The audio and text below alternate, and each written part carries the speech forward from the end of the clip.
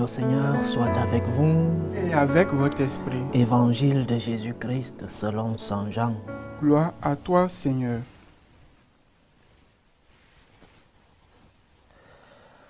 En ce temps-là, après avoir guéri le paralysé un jour de sabbat, Jésus déclara aux Juifs: « Mon Père est toujours à l'œuvre, et moi aussi, je suis à l'œuvre. » C'est pourquoi de plus en plus les Juifs cherchaient à le tuer, car non seulement il ne respectait pas le sabbat, mais encore, il disait que Dieu était son propre Père, et il se faisait ainsi l'égal de Dieu.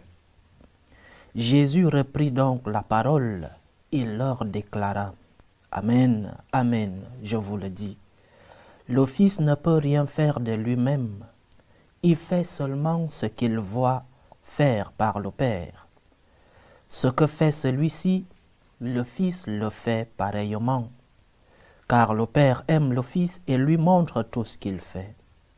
Il lui montrera des œuvres plus grandes encore, si bien que vous serez dans l'étonnement. Comme le Père en effet relève les morts et les fait vivre, ainsi le Fils lui aussi fait vivre qui il veut. Car le Père ne juge personne. Il a donné au Fils tout pouvoir pour juger, afin que tous honorent le Fils comme ils honorent le Père. Celui qui ne rend pas honneur au Fils ne rend pas non plus honneur au Père qui l'a envoyé. Amen, Amen, je vous le dis. Qui écoute ma parole et croit en celui qui m'a envoyé obtient la vie éternelle et il échappe au jugement, car déjà il passe de la mort à la vie. Amen, Amen, je vous le dis, l'heure vient, et c'est maintenant, où les morts entendront la voix du Fils de Dieu, et ceux qui l'auront entendu vivront. Comme le Père en effet a la vie en lui-même, ainsi a-t-il donné au Fils d'avoir lui aussi la vie en lui-même, et il lui a donné pouvoir d'exercer le jugement, parce qu'il est le Fils de l'homme. Ne soyez pas étonnés, l'heure vient où tous ceux qui sont dans les tombeaux entendront sa voix.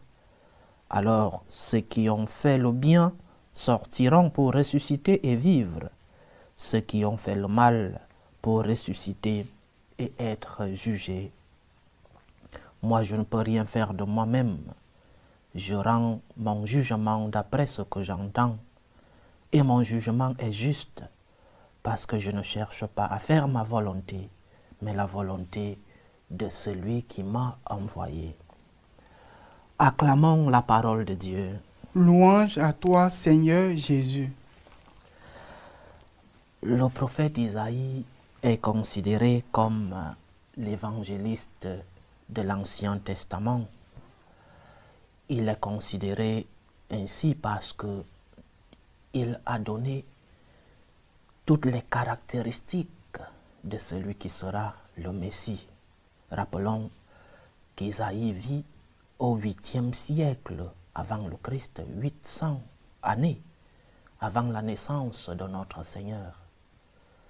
Et ces prophéties sont celles qui nous ont montré comment allait naître le Messie, de qui allait naître le Messie, comment allait-il vivre, comment il allait mourir. Sa passion est déjà prophétisée dans le livre d'Isaïe, surtout du chapitre 42 au chapitre 53. C'est une lecture que nous tous qui préparons la passion, la mort et la résurrection de notre Seigneur, c'est une lecture obligatoire pour que nous puissions préparer nos cœurs pour fêter, célébrer la résurrection de notre Seigneur. Et le prophète Isaïe non seulement a parlé de la passion de notre Seigneur, mais nous a montré quel était l'objectif final de cette passion et de cette résurrection. L'objectif, c'était de donner la vie. C'est cela que signifie le salut, donner la vie. Donner la vie à cet homme qui l'a perdu. Donner la vie à tous ceux-là, Jésus dira, qui sont sous le poids du fardeau. Donner la vie à tous ceux-là qui se sont éloignés du Seigneur. Donner la vie à tous ceux-là qui vivent dans les ténèbres. Jésus est donc celui qui est venu nous donner la vie.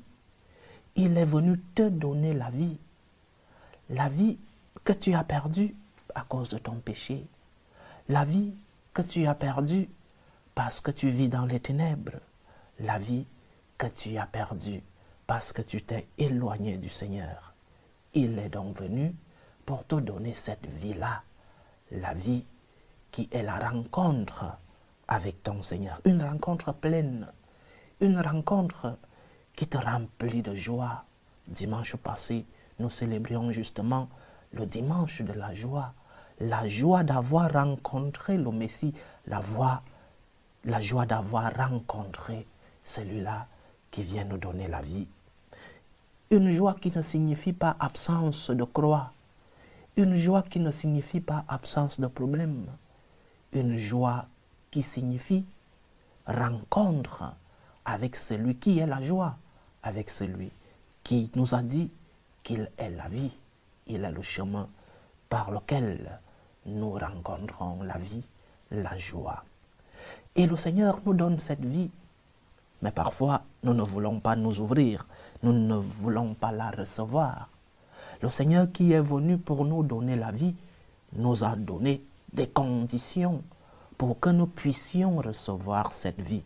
Et la condition dans l'évangile d'aujourd'hui, c'est que nous puissions vivre à imitation de celui-là qui est venu nous montrer comment vivre pour atteindre cette vie, pour réaliser le projet divin en nous, à imitation donc de notre Seigneur, comme lui-même vit à imitation de son Père.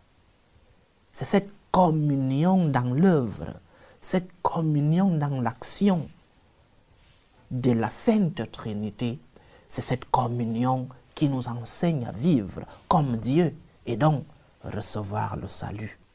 Le chrétien vit à imitation de son Maître, qui est le Christ lui-même. Et le Christ nous montre comment il vit à imitation de son Père. Tout ce que je fais, je le fais parce que j'ai vu mon Père. Tout ce que je le dis parce que mon Père le dit. Tout ce que je suis, c'est parce que mon Père veut que je sois. Donc, essayons de vivre à imitation de celui-là qui est venu pour nous donner la vie. C'est lorsque tu vivras à imitation du Christ, malgré tes faiblesses, lorsque tu essaieras de vivre à imitation de ton Seigneur, tu auras la vie, tu auras la joie, tu auras la félicité, tu auras ce que le Seigneur est venu nous donner, c'est-à-dire le salut. Vis à imitation du Christ qui a porté la croix pour te sauver, porte aussi tes croix pour pouvoir recevoir ce salut. Jésus qui est venu te donner la joie de vivre, la joie du chrétien, je répète, qui ne réside pas en l'absence de la croix. La croix fait partie de ta vie, la croix fait partie du chemin qui t'amène vers le salut. La croix pour le chrétien n'est pas une malédiction. La croix pour le chrétien est un instrument de la gloire, c'est un instrument de la résurrection et donc de la vie que notre Seigneur vient nous donner par sa naissance, par sa passion, par sa mort et surtout par sa résurrection. Vis à imitation du Seigneur. Dans toutes tes actions, dans toutes tes œuvres, pose-toi la question, que ferait Jésus? Que ferait Jésus si il avait été offensé? Il pardonnerait. Que ferait Jésus si il voyait quelqu'un qui était dans le besoin? Il l'aurait aidé. Que ferait Jésus si il était à ma place aujourd'hui? C'est la réponse à cette question qui te fera vivre à imitation de celui-là qui est venu pour te donner la vie. Il est ton sauveur, il est celui qui vient te donner la vie. Pour recevoir cette vie, vis comme lui-même t'a enseigné. Il a vécu à imitation de son Père. Toi, disciple du Maître, vis à imitation de celui-là qui a donné sa vie pour toi. Que le Seigneur nous aide. Loué soit Jésus-Christ.